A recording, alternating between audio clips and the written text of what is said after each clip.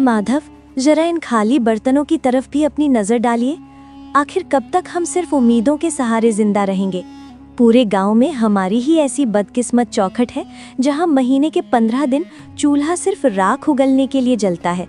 पड़ोस की स्त्रियां नए कपड़ों और गहनों की बातें करती हैं और मैं यहाँ सिर्फ 2 वक्त की रोटी के लिए तरसती रहती हूँ।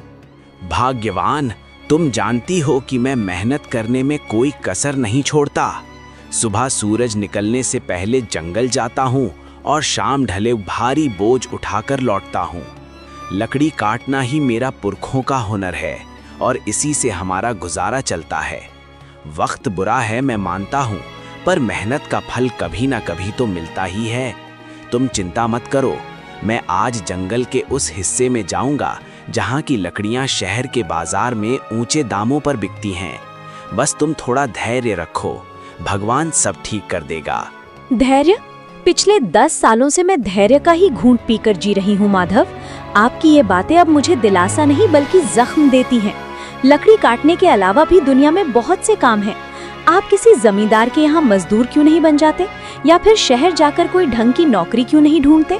लकड़ी काटकर आप सिर्फ अपना कंधा तोड़ रहे हैं, गरीब ही नहीं। मैं अब इस भूख को बर्दाश्त नहीं कर सकती।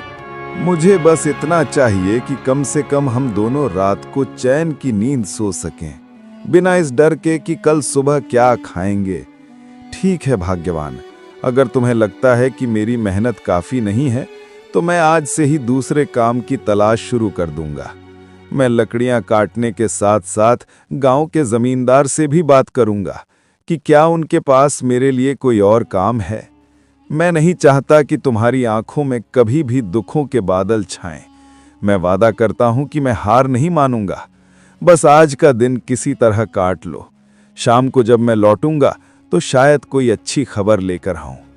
अब मुस्कुरा दो, तुम्हारी मुस्कान ही मेरी असली पूंजी है। तभी अचानक दरवाजे पर हल्की सी दस्तक हुई। केशव उठा और बाहर गया।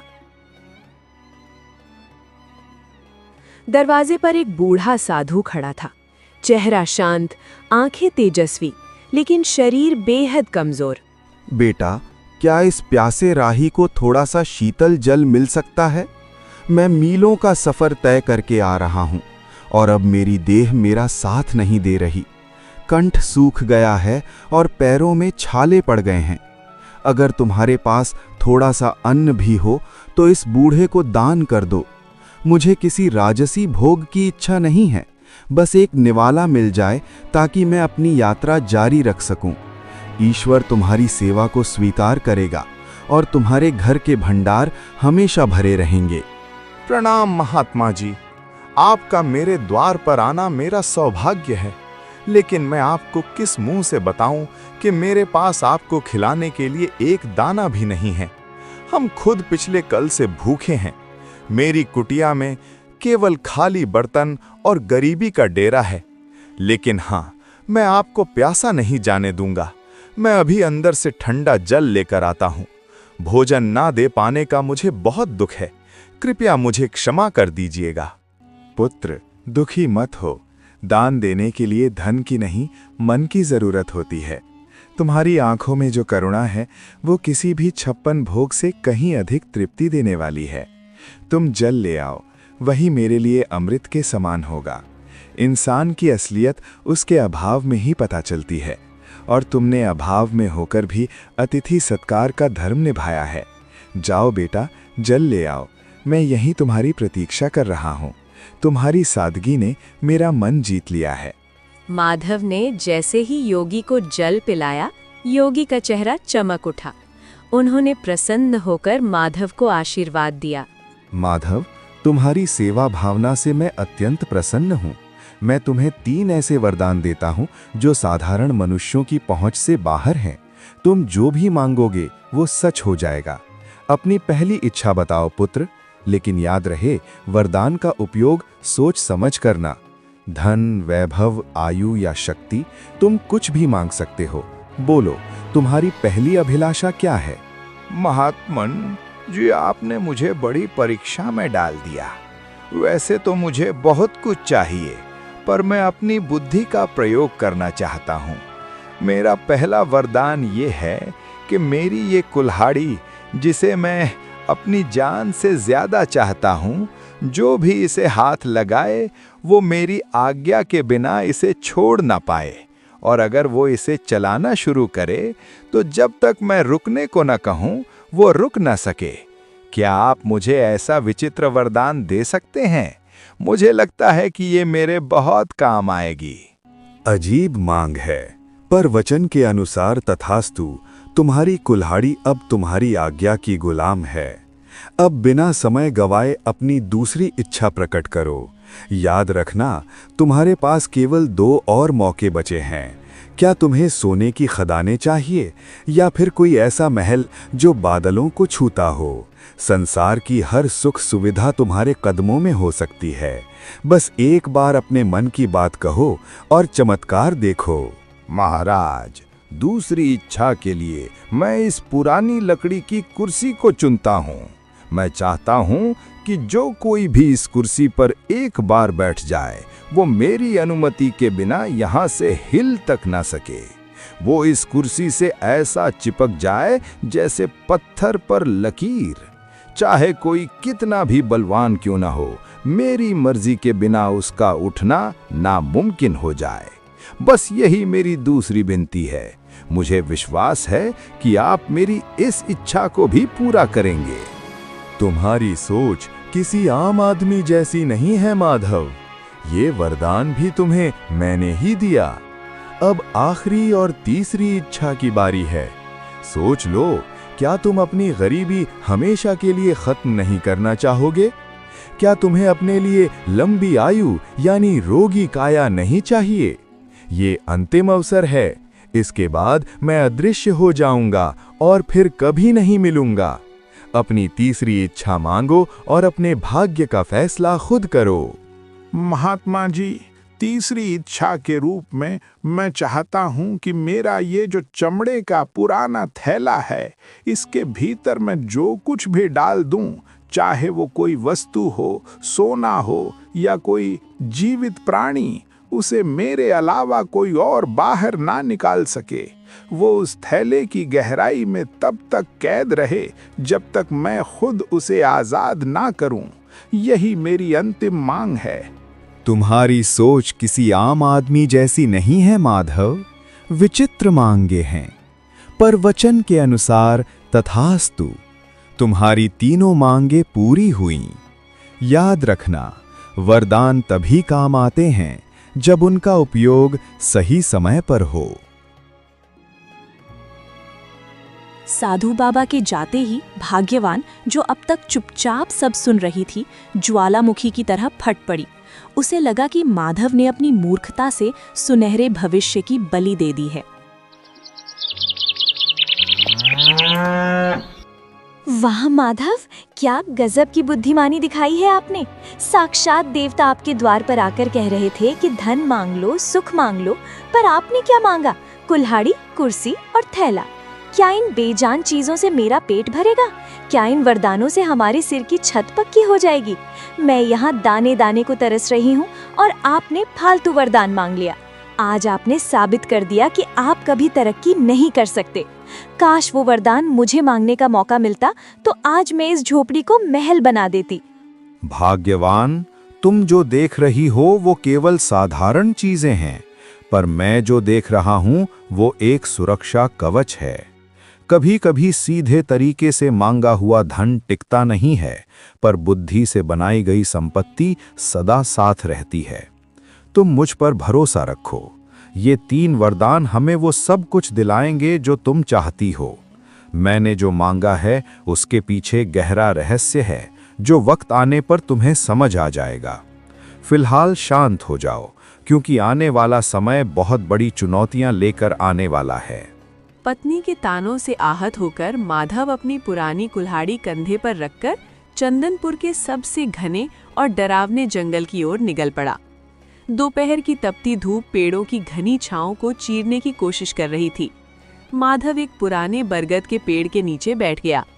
उसका मन अशांत था और पेट में भूख की आग जल रही थी। उसे लग रहा था कि शायद उसने सच में वरदान मांगने में गलती कर दी।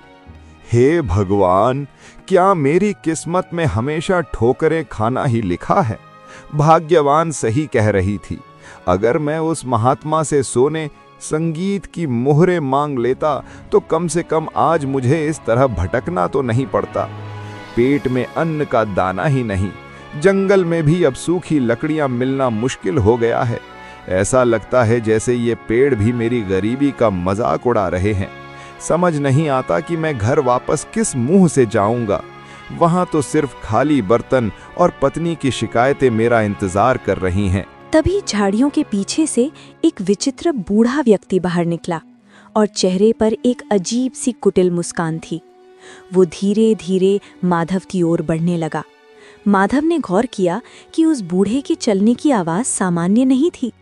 जब उसने नीचे देखा तो उसके होश उड़ गए। उस बूढ़े के पैर इंसानों जैसे नहीं बल्कि बकरियों के खुरों जैसे थे। अरे ओ नौजवान, इतना उदास होकर इस वीराने में क्यों बैठे हो? तुम्हारी आहें तो इस जंगल के पत्तों को भी सुखा रही हैं। क्या बात है? क्या तुम्हारी पत्नी ने तुम्हें घर से निकाल दिया है, या फिर ये गरीबी का भूत तुम्हारा पीछा नहीं छोड़ रहा? देखो, मैं इस जंगल का बहुत पुराना निवासी हूं और मैं लोगों के दुख भांप लेता हूं। तुम्हारी हालत देखकर मुझे तुम पर दया आ रही है। अगर तुम चाहो तो मैं तुम्हारी सारी दरिद्रता एक पल में दूर कर सकता हूं।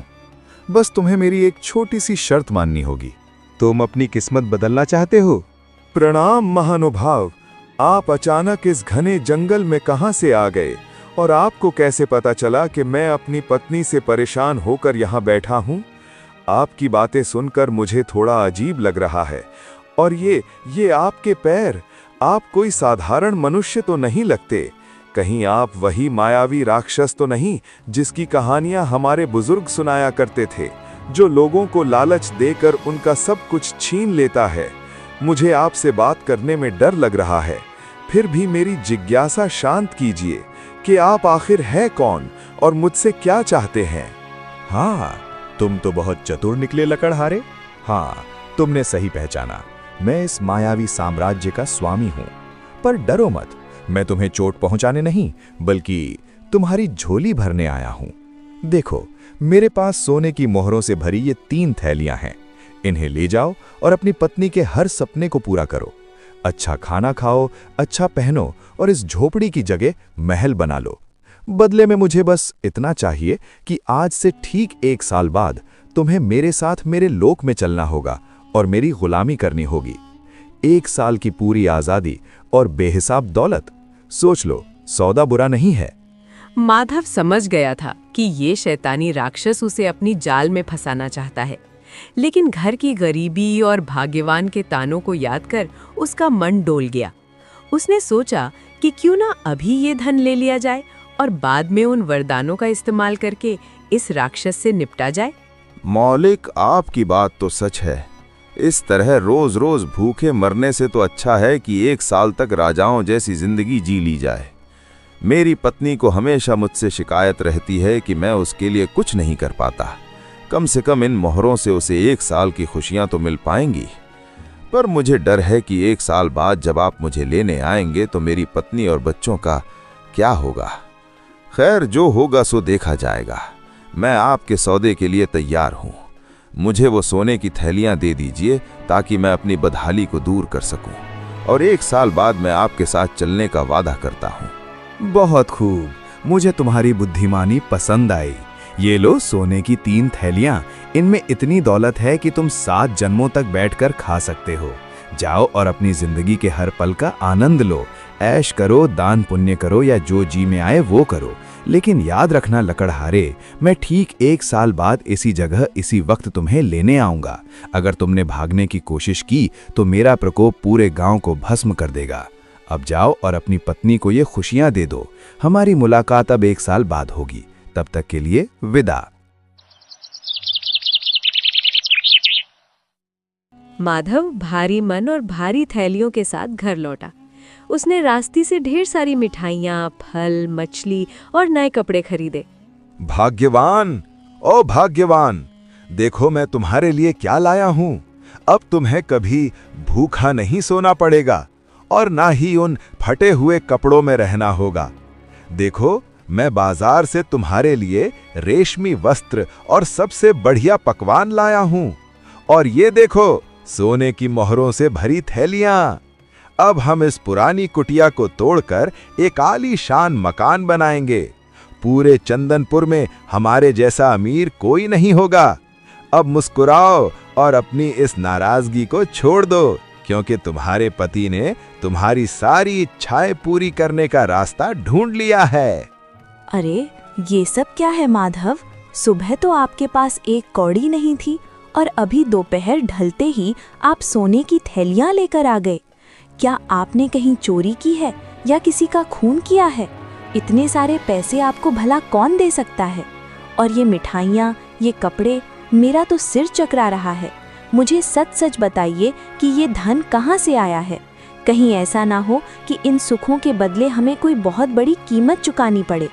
मुझे आपकी आंखों में वो खुशी नहीं दिख रही जो इतनी दौलत मिलने पर होनी चाहिए। आप कुछ छुपा रहे हैं ना? भाग्यवान, तुम बहुत सवाल पूछती हो। मैंने कोई चोरी नहीं की है। मुझे जंगल में एक बहुत बड़ा काम मिला है, जिसके लिए मालिक ने मुझे ये पेशगी दी है। उन्होंने कहा है कि मैं 1 साल तक आराम करूं और फिर उनके काम पर लौटूं। बस तुम इतना समझ लो कि अब हमारे अच्छे दिन आ गए हैं। आने वाले 1 साल में हम वो सब करेंगे जो हमने कभी सोचा भी नहीं था। जो भविष्य में होगा उसकी चिंता आज क्यों करना? अभी तो बस इस भोजन का आनंद लो और अपनी खुशियां मनाओ। बाकी सब मुझ पर छोड़ दो।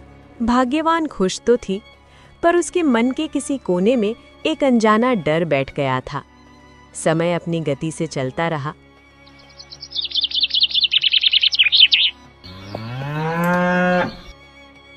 माधव, आज साल का आखिरी दिन है और आप सुबह से पागलों की तरह इस पुरानी कुल्हाड़ी को क्यों घो रहे हैं? हमारे पास अब सोने की कमी नहीं है, फिर भी आप इस फटी पुरानी कुल्हाड़ी और लकड़ी की बेकार कुर्सी को अपनी जान से ज्यादा संभाल कर रखते हैं।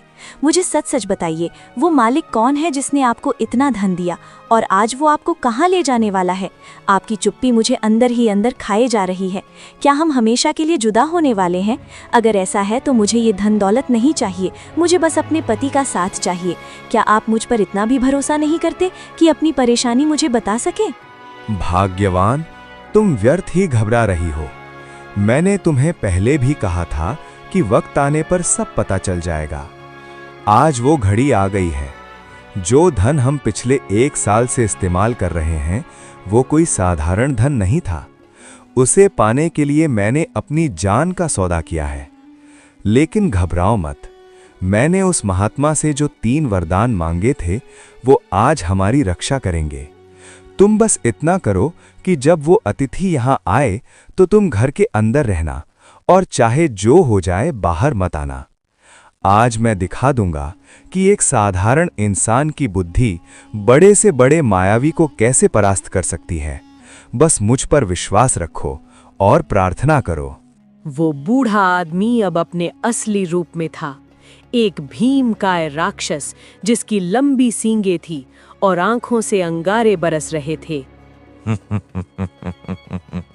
लकड़हारे, समय समाप्त हुआ। देखो, मैं अपना वादा निभाने आ गया हूँ। तुमने 1 साल तक मेरे धन पर खूब ऐश की, अच्छे पकवान खाए, पर अब भुगतान का समय है। चलो अपनी ये कुल्हाड़ी उठाओ और मेरे पीछे पीछे मेरे नरक लोक की ओर चलो। वहां तुम्हें अनंत काल तक मेरी गुलामी करनी होगी।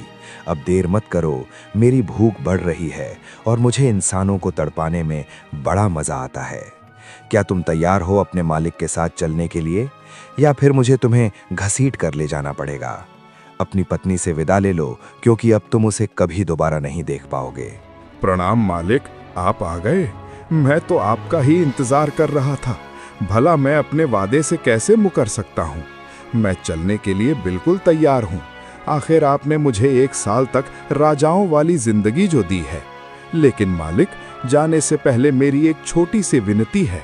देखिए, मैंने अपने बच्चों के लिए ये ढेर सारी लकड़ियां इकट्ठा की हैं, ताकि मेरे जाने के बाद उन्हें सर्दी ना लगे। बस इतनी सी लकड़ियां काटनी बाकी रह गई हैं। अगर आप महानता दिखाते हुए अपनी दिव्य शक्ति से इन 2-4 कुंदों को फाड़ दें तो मैं चैन से आपके साथ चल सकूंगा। आपके लिए तो ये पल भर का काम है। क्या आप अपने इस सेवक पर इतना सा उपकार करेंगे? तुम इंसान भी कितने भावुक होते हो, जाते जाते भी लकड़ियों की चिंता कर रहे हो। लाओ इधर दो ये खिलौना जैसी कुल्हाड़ी, देखो मैं इसे कैसे एक ही बार में चकनाचूर करता हूँ। ये लो और ये लो। अरे ये क्या हो रहा है? ये कुल्हाड़ी मेरे हाथों से चिपक क्यों गई है? मैं इसे छोड़ना चाहता हूँ पर ये मेरे हाथों को जकड़ती जा रही है और मेरा शरीर अपने आप वार किए जा रहा है। मैं रुकना चाहता हूँ पर मेरे हाथ रुक नहीं रहे। लकड़हारे, ये क्या जादू किया है तूने? मुझे रोक, मैं कह रहा हूँ मुझे अभी के अभी रोक, वरना मैं इस पूरी जगह को तबाह कर दूंगा। अरे मालिक, इतनी जल्दी थक गए? आप तो कह रहे थे कि ये आपके लिए बच्चों का खेल है। काटिए मालिक, अभी तो बहुत सारी लकड़ियां बाकी हैं। आप शायद भूल गए, इस कुल्हाड़ी को जो भी पकड़ता है वो मेरी आज्ञा के बिना इसे छोड़ नहीं सकता, और जब तक मैं न कहूँ वो रुक भी नहीं सकता। अब काटते रहिए लकड़ियां पूरी रात। मुझे तो अब नींद आ रही है, मैं जाकर थोड़ा आराम करता हूँ। जब आप थक कर चूर हो जाएं और आपकी हड्डियां जवाब देने लगे तब मुझे पुकारिएगा। तब तक इस मुफ्त की मजदूरी का आनंद लीजिए। माधव बेटा, माधव मुझे बचा ले, मैं हार गया। तुम्हारी बुद्धि के आगे मेरी माया फेल हो गई। मेरे हाथ अब फटने वाले हैं, मेरा दम घुट रहा है। कृपया मुझे इस कुल्हाड़ी के चंगुल से आजाद कर दो।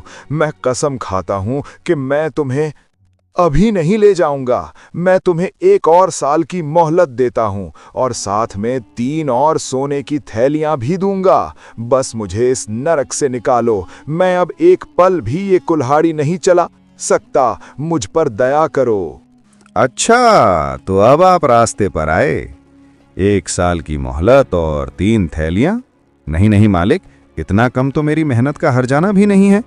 अगर आप आज़ाद होना चाहते हैं तो आपको मुझे 5 थैलियां सोने की मोहरें देनी होंगी और वादा करना होगा कि आप अगले 2 साल तक इधर नजर भी नहीं आएंगे। अगर मंजूर है तो मैं कुल्हाड़ी को रुकने का आदेश दूं? मंजूर है, मुझे सब मंजूर है। 5 क्या तुम 7 थैलियां ले लो, पर मुझे इस जादुई फंदे से छुड़ाओ। मैं अगले 2 साल तक इस गांव की सीमा में भी कदम नहीं रखूंगा। ये लो तुम्हारी सोने की थैलियां। मैंने अपनी माया से उन्हें तुम्हारे आंगन में प्रकट कर दिया है। अब बस इस कुल्हाड़ी को रुकने को कहो, मेरी शक्ति अब जवाब दे रही है। माधव ने कुल्हाड़ी को रुकने का आदेश दिया। कुल्हाड़ी तुरंत राक्षस के हाथ से छूटकर गिर गई। राक्षस बिना पीछे मुड़े वहां से भाग खड़ा हुआ। समय का पहिया अपनी गति से चलता रहा और देखते ही देखते 2 साल का लंबा अरसा बीत गया। माधव, आज 2 साल पूरे होने को हैं। पिछली बार आपने उस राक्षस को अपनी जादुई कुल्हाड़ी से धूल चटा दी थी, लेकिन मुझे डर है कि वो इस बार और भी ज्यादा तैयारी के साथ आएगा। क्या आपको नहीं लगता कि हमें ये गांव छोड़कर कहीं दूर चले जाना चाहिए? ये ऐशो आराम, ये महल सब बेकार हैं अगर आप सुरक्षित नहीं हैं। मेरी रातों की नींद उड़ गई है। हर आहट पर मुझे वही भयानक चेहरा याद आता है। भाग्यवान, तुम व्यर्थ ही अपने मन को अशांत कर रही हो। भय शत्रु की सबसे बड़ी शक्ति होती है और मैं उसे ये शक्ति नहीं देना चाहता। मैंने उन महात्मा से जो वरदान मांगे थे वो केवल खिलौने नहीं थे, बल्कि आत्मरक्षा के अचूक अस्त्र थे। आज की शाम हमारे लिए एक नई परीक्षा है और मैं इसके लिए पूरी तरह तैयार हूं। ओ लकड़हारे, बाहर निकल। आज 2 साल पूरे हो गए हैं और तेरा काल द्वार पर खड़ा है।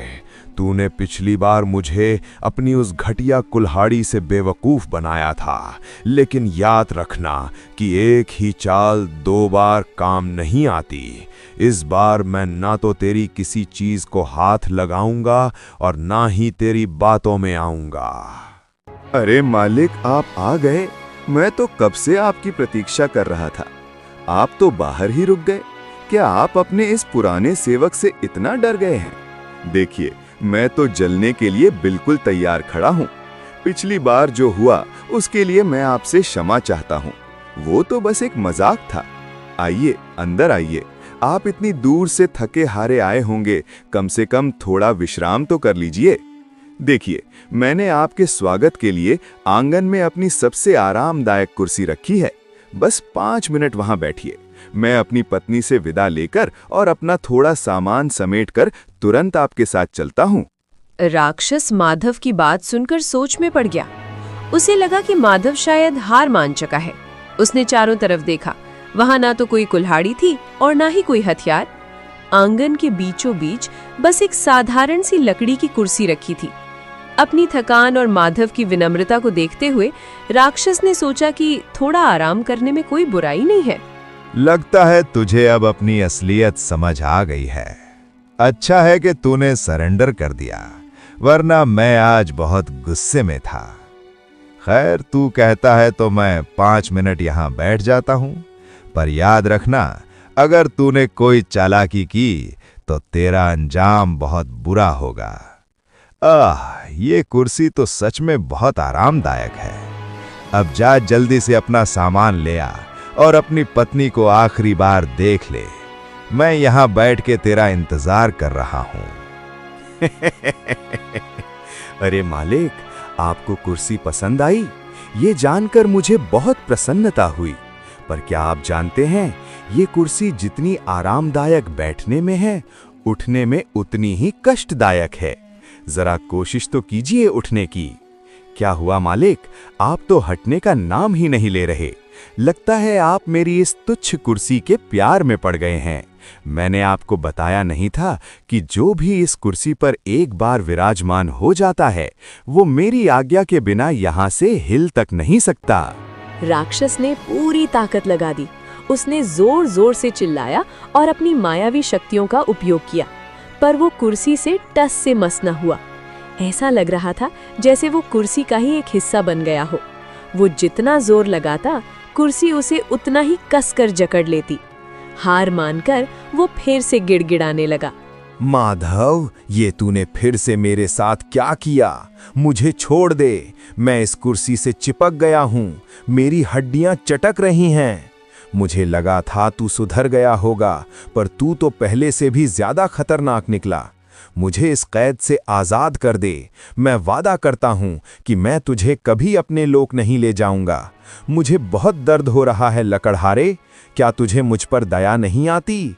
मैं कसम खाता हूँ कि मैं फिर कभी इधर नहीं आऊंगा। बस मुझे इस लकड़ी के शैतान से अलग कर दे। दया? आप एक राक्षस होकर दया की बात कर रहे हैं? आप तो मुझे खत्म करने आए थे। देखिए मालिक, मैं कोई बुरा इंसान नहीं हूँ, पर मैं अपनी सुरक्षा करना जानता हूँ। अगर आप आज़ाद होना चाहते हैं तो पिछली बार से दुगनी कीमत चुकानी होगी।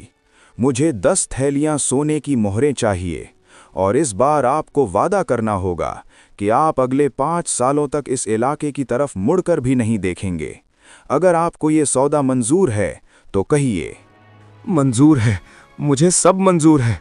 10 क्या, मैं तुझे 20 थैलियाँ दूंगा। बस मुझे यहाँ से उठा।